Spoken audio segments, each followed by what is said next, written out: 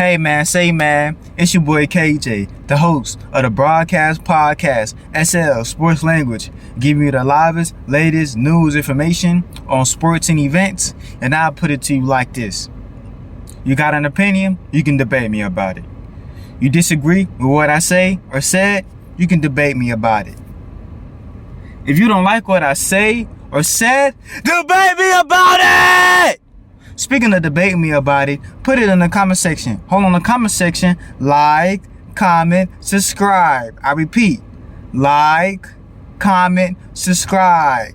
So you can get your latest news, information, and notification from your boy KJ, the host of the broadcast podcast SL Sports Language. And here we go. So let's talk about the Miami Dolphins. You know how I do my videos? We do facts and then we do opinions. First half is facts, second half opinions. Let's get into the facts because I got a whole lot to say. So the Miami Dolphins, Tua Tagovailoa, the leader of the Miami Dolphins, they go 0-3. I mean, they lose against the Colts, abysmal game. They lose against the Patriots, close game, still abysmal. And then they lose against who do they lose against that last game? They lose against the Bills, which was kind of a close game, still abysmal. So the way I'm insinuating is just abysmal. Just trash. Close, can't pull it out. Just horrible. With their starting quarterback, with starting receivers, with, well, I don't know about the defense too much, but it's still bad.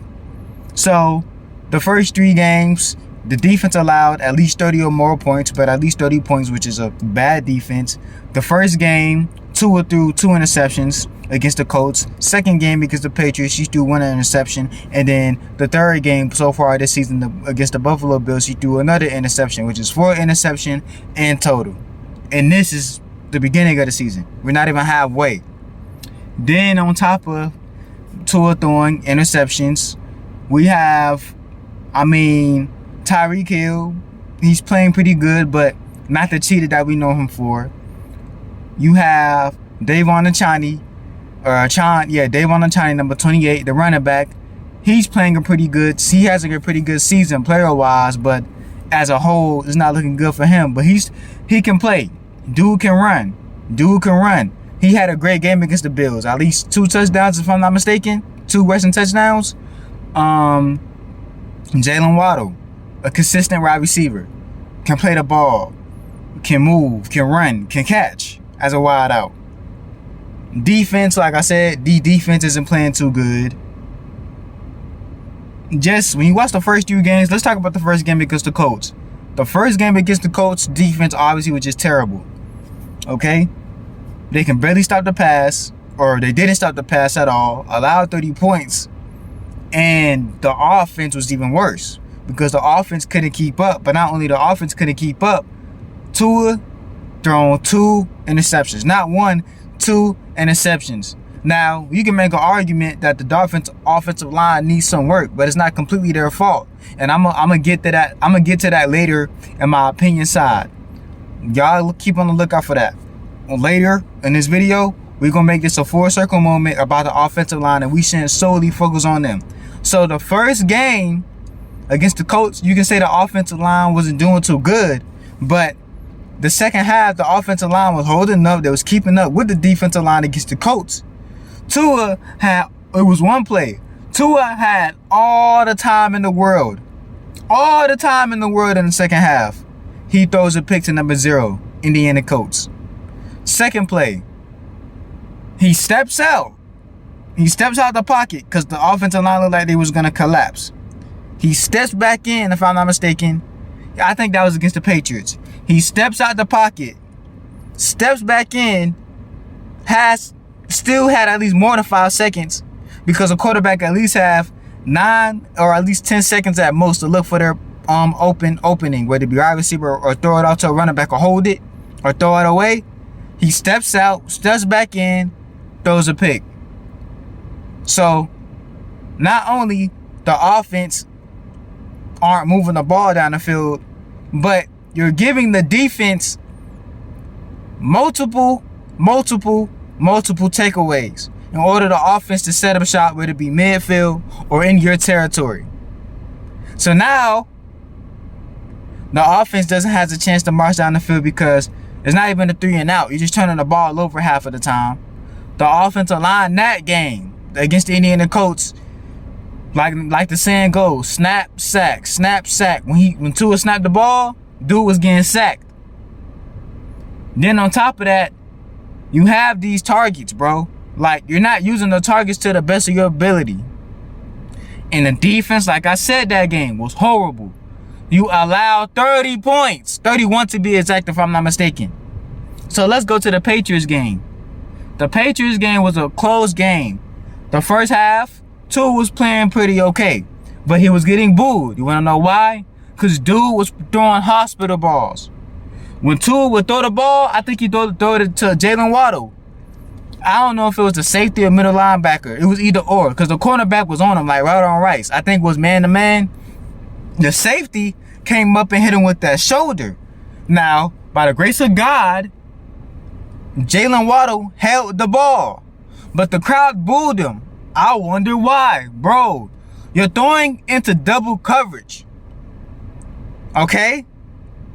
I get it. It's certain times you may throw the ball up, you may catch the ball, and the safety just so happened to be running to you, or the safety, he's so quick and fast that he can cover certain ground that he sees the ball is headed to that direction. But when you're throwing a ball, right, and you can see there's blatantly double coverage, and they can see, oh, he's making his way, I'ma zoom to him rather than the ball was already being thrown there and he just so happened to get to you.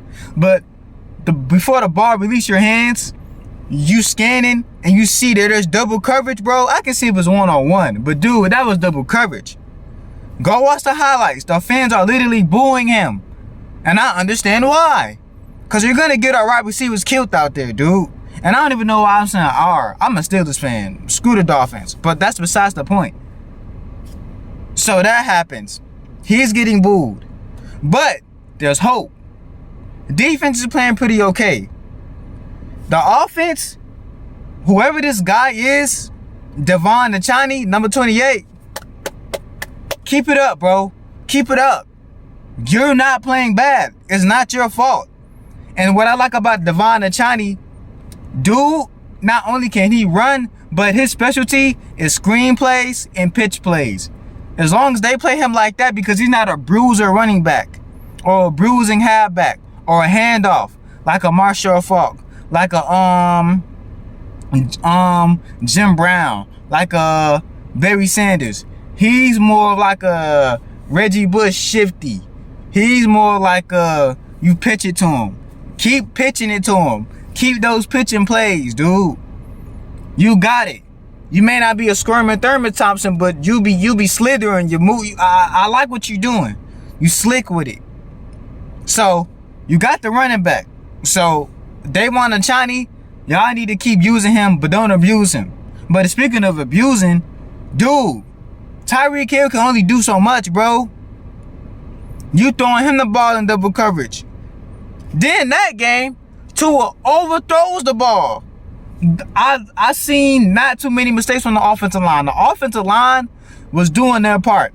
When you have a quarterback that has all the time in the world, or not even the time in the world, when the quarterback has the time that a quarterback should have, now if you can't find nobody wide open, okay, of course you run it out, or if you get sacked, you get sacked. But if you're getting sacked multiple times, right, either you're holding the ball on too long, or the offensive line is just terrible. And the offensive line was not terrible in the Bills game, nor were they terrible in the the Patriots game. The coach, you can make an argument, half and half Tua fault, half and half the offensive line could have played better. The offensive line against the Patriots game, they did their part. Now, you get sacked that comes with the game, but there was multiple possessions to where he had enough time and sometimes more than enough time. So the one instance where he had enough time, he overthrows Tyreek Hill. And I was still low-key in double coverage, but he overthrows him. Didn't even reach him.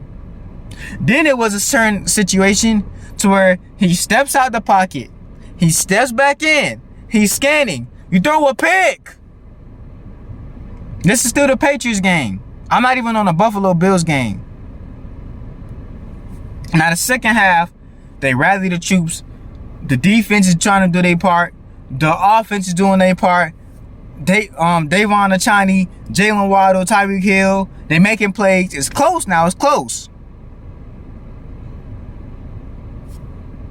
If I'm not mistaken, which I'm not, the special teams, and listen, this is the turning point. When the Miami Dolphins special teams returned it, took it back to the house for 71 yards, bro, they was close. I think they took the lead at one point.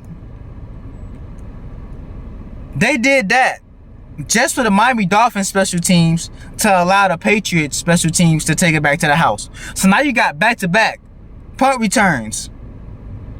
So then that happens. And then when that happens, the Patriots march down the field, they get a field goal. But it seems like Tua and the Dolphins couldn't recover. It was like their pride was shot down. It's like they just couldn't do it. Okay, that happens. All right. Then we go to the Bills game. When I tell you this game was not only close, winnable, but just a sad and just the mental mistakes which caused them their demise. Watch that game. They couldn't stop the run. James Cook, shout out to him. Salute to the brother coming from Miami Central, went to UGA. You couldn't stop the run. You can barely stop the passing, and the offense couldn't keep up. Tua again throws a pick, and in that play, he had all time in the world. Even Chad Ocho said it on Nightcap. The mental mistakes. And he even said, I'm not a quarterback, but you learn this in Pee Wee and Pop Warner. Wherever you're looking, the cornerbacks and the linebackers are going to go to. It's all in the eyes. Some may say it's all the way in the body shift to where they know, okay, the way he shifts his body, he's going to throw it this way. But 9 times out of 10, it's all in the eyes. So Tua's looking right as the linebackers or the defensive end is coming at him, and you looking right. The rest of the DBs is going to go right because you're looking that way. You throw the ball, pick. Even if he didn't get the pick, bro, it's going to be a deflection. It was no way that ball was going to get to him. No way. It's like the way he threw the ball, he panicked even. Then it was another play, Tua. The ball is snapped. He fumbles the ball. He drops it. He had to hurry up and it was a broken play at that point. So, for a quarterback that has been experienced, that played college ball under the great Nick Saban, you mean to tell me a center snaps you the ball and you can't even hold on to the ball? Was it that cold, bro? Was a wind really hitting that hard, bro? And I'm going to say it first, I'm no quarterback. I'm no Pro Bowl. I'm no champion. But dude, it's looking like the Dolphins made a mistake drafting you. You know? And then in that game, it's just other mental errors, other mental mistakes. So let's get into the opinion. The reason why I say, in my opinion, based on what I'm watching, the Tua Tagovailoa or the Tua Tagovailoa project experiment is not going to work, and they need to drop this or trade him. For one, y'all losing games. For two, the mistakes. And for three, there's no excuses. Emphasis on no excuses. Dude, you got Jalen Waddle. You got Tyreek Hill. And you got new up-and-comers in your backfield. Davon Achani, who's showing some promise. Bro, there's no excuses for you to not be making plays. The offensive line is mediocre, but you can make something shake. It's not like the offensive line is collapsing every time, bro. And remind you, you getting money more than what you deserve. I'll put it like that, bro. You getting more than money than what you deserve, bro. Because when you came into this league, you got drafted injured, by the way. Hip injury. Now, if you want to put that on Nick Saban, you can, because he was putting them in the game when it didn't need be. But that's old. You get rest. Then, if I'm not mistaken, you were showing a little bit of glimpses of hope. Like, man, just give it some time, put some weapons around him, but the Dolphins going to be legit. Then, sadly, it's not your fault. I think it was that 23-24 season. It had to been. You was getting injured. You know, the offensive line wasn't protecting you. Then you was doing too much, trying to rush for first downs. And, you know, it was looking scary. But by the grace of God, you still here, Tua. Miami's still behind you. Well, not no more. They ain't really behind you no more because they looking like, bro, you a waste of time. And now, everything is coming to light, bro. Because remember last season, when you was playing, you was doing pretty good until the injuries came. They was saying, oh, man, this coach is young coach. He's cool. He's up and coming. He's with the newer generation. The newer coach is about to come on the rise. So everything is in your hands, bro. A new young coach, Tyreek Hill, Jalen Waddle. You got weapons. I mean, bro, what more can you ask for? Besides a little bit more help on the defense. But let's worry about the defensive side. Let the defense worry about that. And you start off 0-3, bro. The Dolphins start off 0-3. 4 interceptions so far. And now, it's looking like you can't take criticism. That's another reason why this experiment not going to work. If you can't take criticism, bro, who's to say you can't take criticism on the field or in the locker room? So, I was watching Nightcap. And you can watch this, by the way. I'm going to say alleged still, because I didn't read any articles, but Shannon Sharp, Uncle Sharp on Nightcap with Chad was reading articles. There's an article out there. There's research, or there's dependable sources, very dependable sources, whether it be players, former players, or the staff. They're whispering, buzzing around that there's no discipline in the organization. There's rumors, allegedly, that players that have the C on their chest, which are captains, which are the leaders, they coming to practice late. And the coaches aren't holding them accountable. So now guess what? Like Shannon Sharp said on Nightcap, now it's showing on the field. Y'all 0-3, so there's no discipline, there's no leadership in the locker room. Y'all coming in late. Those tardiness can be you missing out on plays, you not studying hard enough, you not putting in the effort and the mindset mentally and physically. Because football is not just only a physical game, but it's a mental game, mental reps. So now you're getting your mental reps in. Talent can take you so far. Talent can only take you so far. But it's grind, it's dedication, motivation, preparation, and no more procrastination. So if you procrastinating and coming to practice late, how you think that's going to work on the field? Now, if y'all was winning, none of this would come out. But y'all not winning. So now y'all got to face that there's lack of leadership. Y'all got to face that your quarterback is not playing that good. And y'all might have to face that your head coach might just get fired, bro. Because the Dolphins is paying Tua too much money to cut him, which is so sad. Because he needs to get cut low-key, bro. This is not going to work. How long y'all been on this experiment? What, 4, 5, 6 years? How long is y'all going to keep losing money? Do y'all want to lose more money?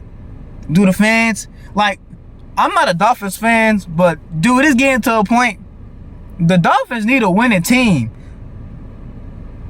And Tua was supposed to be a part of that.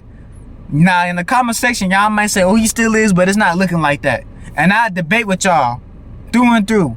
Because this is not the same Alabama Tua. Tua came into the league wounded. Okay?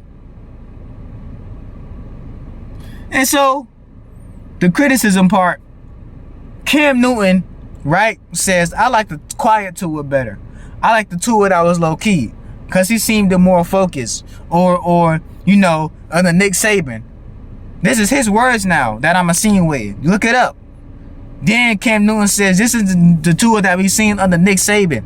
This isn't the Tua that got weapons like Jalen Waddle and Tyreek Hill and it's not working. It's not the Tua that we used to seeing. So now Tua, caught up in his feelings. He's heard about it. Everybody just keep picking on me. Tua, as a man, rightfully so, you can speak up for yourself. But when it sounds like you in your feelings, bro, you in your feelings. He says, oh, it's easy for people like me, clickers, and people who just watch behind the screen. If that's the case, anybody can play quarterback. If that's the case, anybody on the street can play quarterback. Yeah, you're right. It is easy for people like me and other commentators, others YouTube generation, to speak on that. But to say that towards Cam, MVP, Super Bowl appearance, #1 draft pick, national champion, who's been through the same trials and tribulations like you, and you can't take criticism from a man who might be in the Hall of Fame? Man, you tripping. That's weak, bro. That's soft.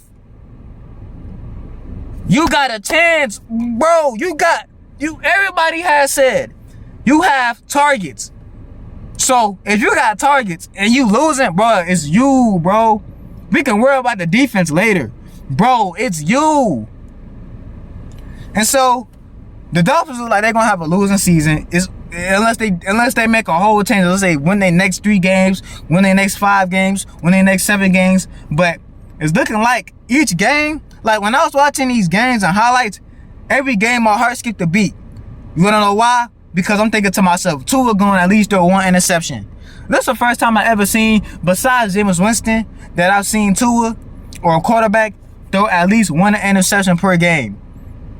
Keep in mind, he thrown 2 against the Colts, 1 against the Patriots, and 1 against the Bills. Bro, you can't say nothing, dude. So, let me know in the comment section how you feel.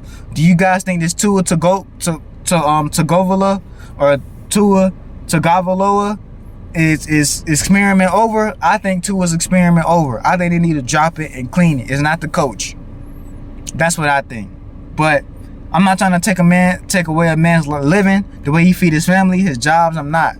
You know, you gotta eat. But bro, if you're not proving yourself and you're not making it better, dude, then why is you in this position?